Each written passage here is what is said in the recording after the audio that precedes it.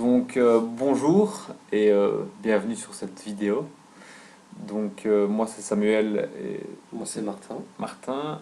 Donc on fait notre travail sur un paper qui traite le risque systémique et qui va s'attarder sur les deux méthodes de calcul ou d'évaluation de ce risque systémique. La troisième personne qui est avec nous est Gaëta David, mais qui n'apparaîtra pas sur cette vidéo. Donc on va d'abord un petit peu expliquer comment ça va se dérouler. Martin va commencer par une petite introduction, une remise en contexte, essayer de un peu poser le problème et de voir comment amener le sujet du paper. Ensuite, il procédera à une petite revue de la littérature, dans laquelle il passera en revue tout ce qui a déjà été fait auparavant. Ensuite, il parlera de la méthodologie et il s'attardera, lui, sur la méthode du régulateur, alors que moi, je prendrai le relais pour parler de la méthode basée sur les données du marché. Ensuite, je vous parlerai des résultats, avec une petite conclusion donc, sur ce qu'en déduisent les auteurs, et on terminera par les limites et les petites recommandations que nous avons à faire sur ce paper. Je vais donc laisser la parole à Martin. Comme Samuel l'a dit, on va commencer par une petite mise en contexte du risque systémique. Il faut commencer par bien sûr la crise financière de 2008, crise qui trouve son origine dans la crise des subprimes de 2006, qui nous provient des États-Unis, du marché de l'immobilier bien sûr, et des prêts hypothécaires accordés à cette période. Je vais faire un résumé rapide, je ne vais pas reprendre tout le déroulement de la crise. Mais comme je le disais, ça commence aux États-Unis avec ce qu'on appelle les subprimes, donc des prêts accordés à des personnes évaluées risquées.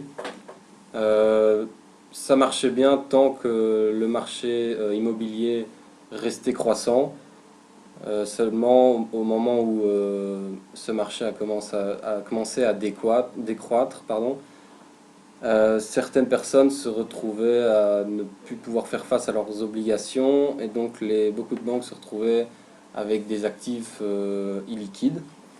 Suite à cela, on a une crise de confiance dans le système financier qui se traduit par un blocage des relations interbancaires, donc une réduction des prêts entre banques qui représente une source de financement assez importante pour les banques, ce qui amène de nombreuses faillites d'institutions financières et qui a un effet et des conséquences néfastes sur l'économie réelle, qui se traduit par un ralentissement de l'économie, une hausse du chômage, une diminution des investissements, de l'inflation, etc.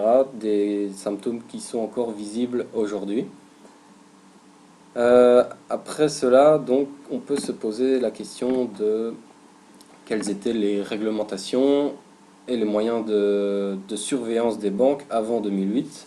Pourquoi n'a-t-on pas su prévenir cette crise? Il faut savoir qu'avant 2008, les réglementations prudentielles se focalisaient uniquement sur le micro-prudentiel, c'est-à-dire la solidité des institutions d'un point de vue individuel. De l'autre côté,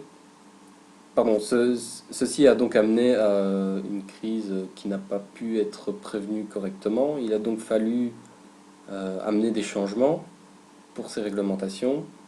Et donc de l'autre côté, on a les réglementations prudentielles macro-prudentielles, qui s'intéressent au système financier dans son ensemble, et plus seulement à la solidité d'institutions d'un point de vue individuel, mais bien à la solidité du système financier dans son ensemble. Ça se traduit par un passage de la focalisation du risque bancaire au risque systémique, qui représente cette distinction entre micro et macro prudentiel. Je vais donc maintenant vous parler de la question de recherche de notre paper, qui est les deux approches de classification d'importance du risque systémique d'institutions bancaires que sont la regulatory approach et la market-based approach. Fournissent-elles une classification et donc des résultats identiques? On peut commencer par une un rappel, même si on sait que c'est un terme assez connu, du risque systémique. Donc c'est le risque qui affecte l'économie dans son ensemble et non pas seulement une institution financière vue de manière individuelle. Quant à la pertinence de cette question, on peut dire que donc suite à la crise, les régulateurs ont voulu éviter de nouveau de telles crises. Donc chaque institution a dû mettre en place un moyen d'évaluer leurs risques systémiques. Donc comme je le disais avant, il y a deux approches, la regulatory approach et la market based approach. La market based approach est, comme on le dira plus tard dans la présentation, est considérée comme plus simple à mettre en place puisque les informations que l'on tire proviennent du marché et donc c'est un accès plus simple à l'information, ce qui représente un avantage pour des plus petites institutions qui n'ont pas forcément les moyens de mettre en place une méthode très poussée, très développée. Donc il est important de savoir si cette market based approach va apporter des résultats et une classification identiques par rapport à la regulatory approach pour savoir si ces banques vont pouvoir satisfaire les exigences des régulateurs. Donc une première review littérature qui se base sur le coût macroéconomique de l'instabilité financière. Donc c'est un des points importants pour les régulateurs. Donc c'est l'effet d'une instabilité sur le système financier, sur l'économie réelle. Donc comme on le disait tantôt dans la présentation de la mise en contexte. Donc dans différentes études, on a étudié leurs conséquences, leurs preuves d'existence de ce coût macroéconomique. Dans d'autres, on s'est intéressé à la probabilité d'effondrement du système financier et les déterminants du risque systémique, et également de la variation de ce risque systémique dans le temps. Ensuite, on a des études qui se basent, qui traitent de l'importance des expositions communes des banques et des liens entre certaines banques et le système financier. Donc ça rapporte plus à la regulatory approach. Ensuite, on a une littérature écrite par Leyard qui développe une méthode d'évaluation du risque systémique basée sur les données de marché, qui est donc la market based approach. Pour ce qui est du research gap entre ce qui est observé et ce qui était connu, il y avait beaucoup d'études qui traitaient du sujet du risque systémique.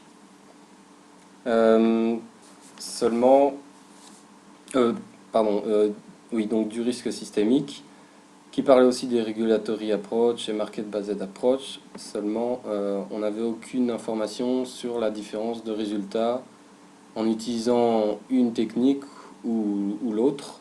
Est-ce que ça va nous amener à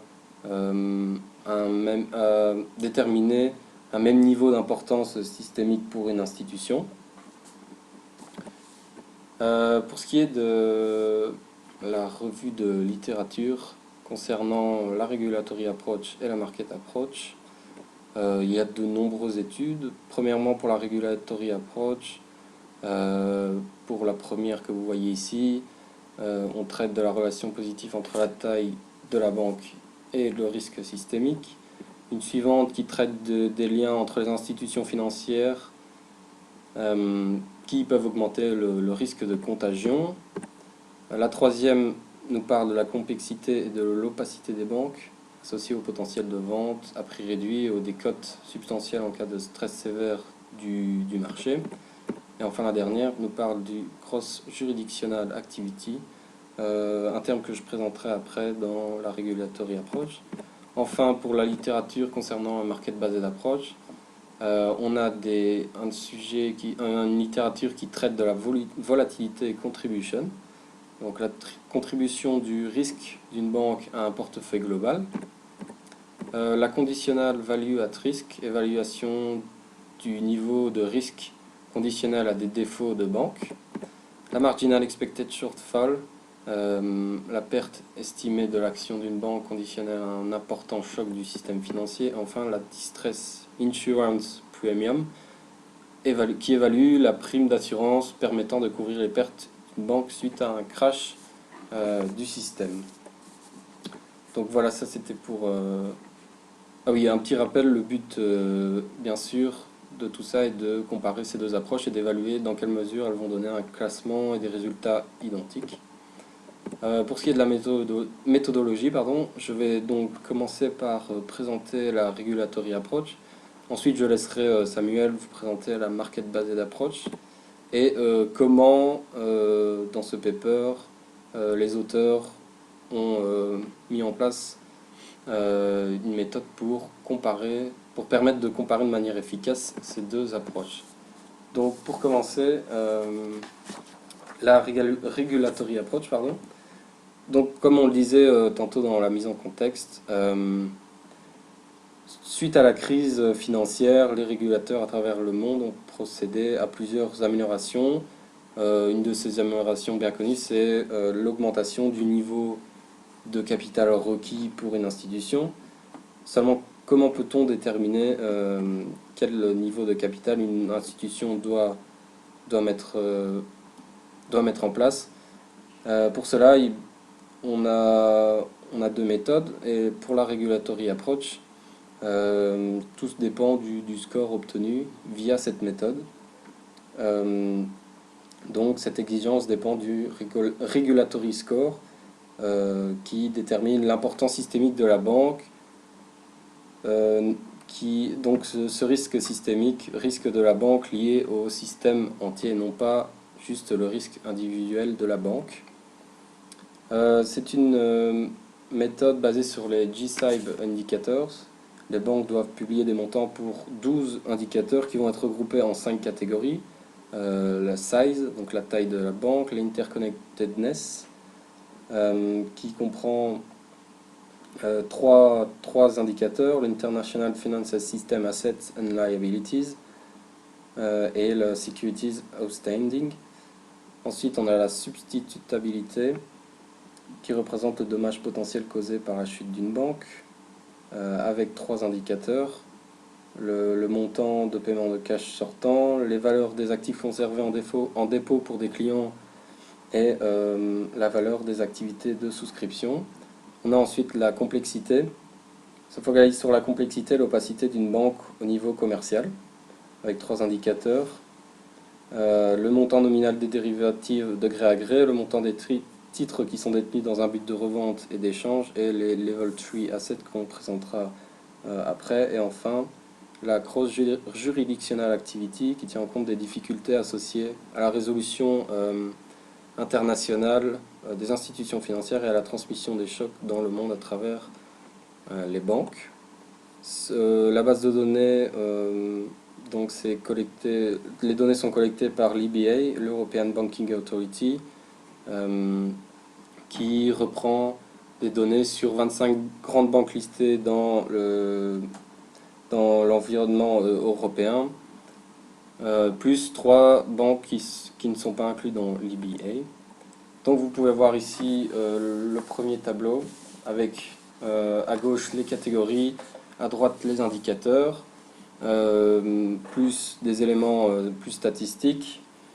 Donc le score pour chaque catégorie d'une banque est obtenu en faisant la moyenne du score obtenu dans chaque indicateur. Dans chaque indicateur composant la catégorie donnée. Le score obtenu pour une banque avec chaque indicateur est exprimé en points de base du montant total rapporté par toutes les grandes banques. Pour le deuxième tableau, on voit ici le score final, plus le bucket qui représente l'exigence supplémentaire qu'une banque va devoir mettre en place, l'exigence de capital que va devoir mettre en place une institution. Donc une fois qu'on avait les moyennes